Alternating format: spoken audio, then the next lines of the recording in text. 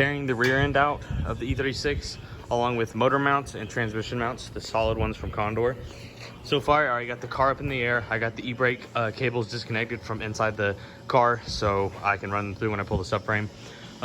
How you do that is there's an 8mm nut and a 10mm nut, and you just hold them and loosen them.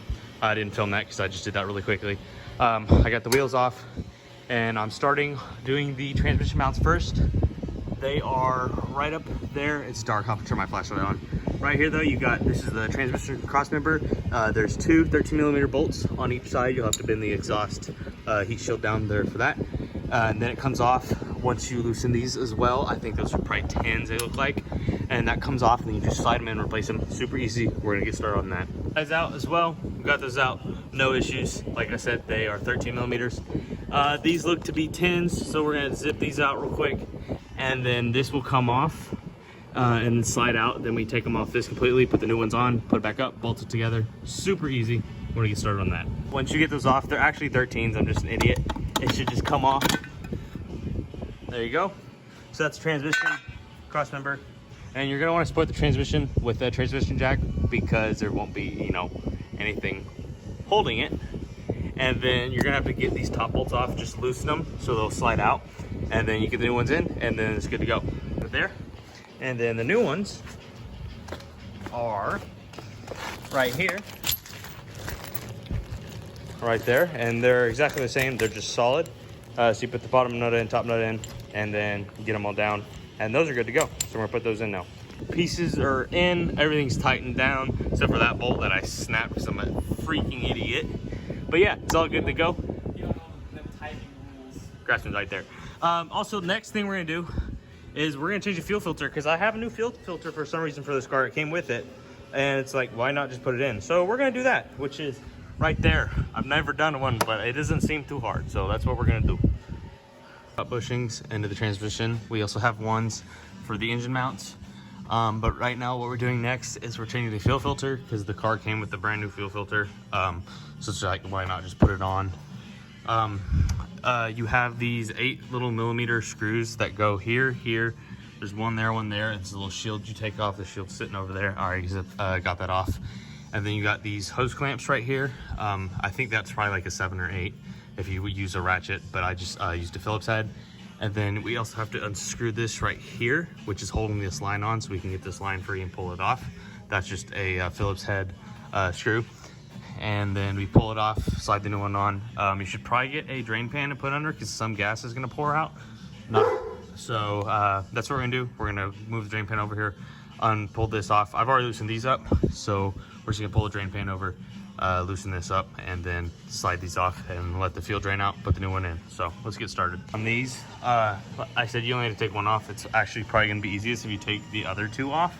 It's just, like I said, a little Phillips head, because that's gonna give you enough slack in the line to be able to pull the hose off and then pull it off. So now it's off, we should be able to get the hose to slide off. Might not be able to do it with one hand, so I'll probably put the camera down, but once you loosen everything, it should just pull off. And then same with that one. So millimeter nut up here, which is like the bracket for the fuel filter. You loosen it, take it off, and then the fuel filter should just slide down, and then you should be able to pull off the end hoses of it and then replace it with the new one. Tighten everything back down, bolt it up, and it's good to go. So we gotta let it all drain out first.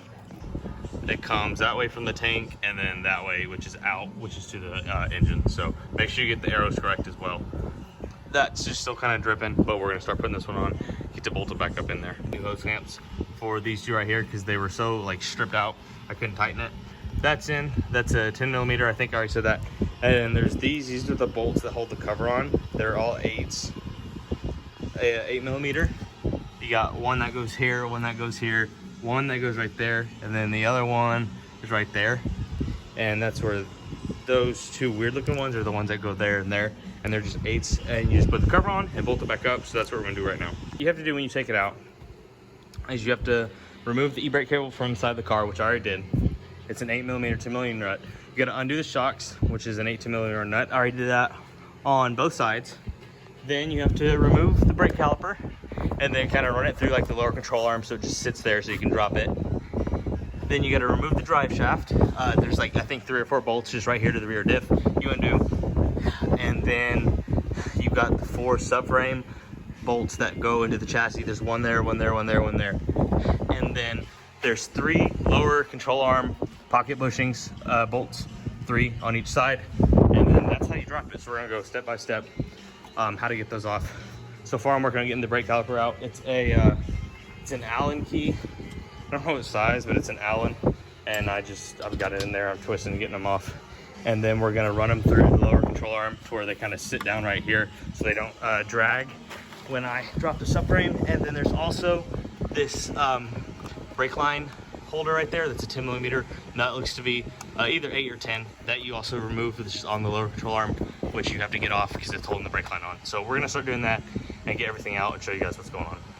There's gonna be a little metal clip right here. That's what it looks like. It sits in here and kind of presses against here. All you need to do is get a screwdriver and just kind of pop it off. I'll show on this side.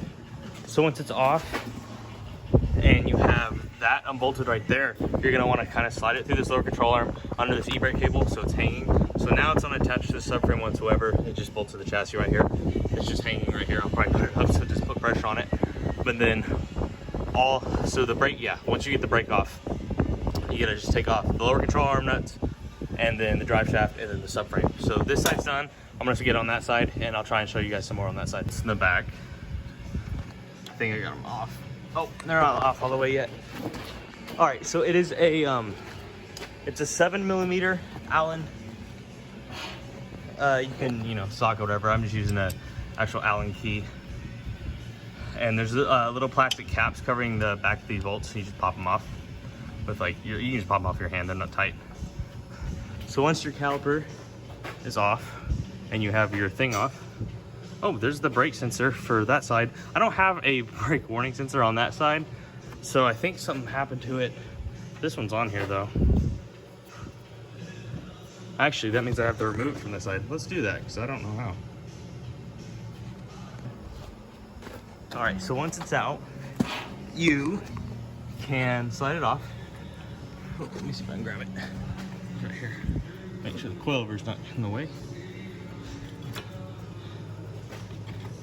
All right, so it's out. That pad's there. The rear pad's gonna have a little clip in it, like that. I'm gonna set these right there for real quick. All right, so you're gonna wanna get it out of the way completely of the subframe. So here's the lower control arm. You're gonna wanna kind of set it up. You're gonna set it up in there and you're gonna get it through, and then this is the e-brake cable, and you're gonna push the e-brake cable up and it's gonna go in through that, and it's gonna come out right here and it's just gonna dangle and be out of the way of the subframe. So I'm gonna do that. Can't do it.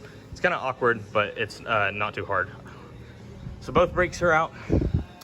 All that's left to do now is we're gonna have the subframe bolts, which you got this one, that one, and then exactly mirrored on the other side. The drive shaft, lower control arm. I think I'm gonna be done for tonight. I'm gonna lower the car down because I can't, do like that. I can't do this arm, whatever, with it up that high in the ground. Actually, I want to at least. So that might be done for the night. I'm gonna look over and make sure everything's done.